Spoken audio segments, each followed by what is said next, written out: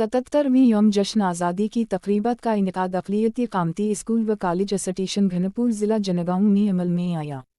इस मौका पर प्रिंसिपल माधवी लता ने प्रोग्राम में शिरकत की और तदरीसी अमले और गैर तदरीसी अमले के हमरा कौमी परचम कुशाई अंजाम दी। बाद अज़म मुजाहिद आज़ादी के शहीदान को खराज अक़ीदत पेश की गई।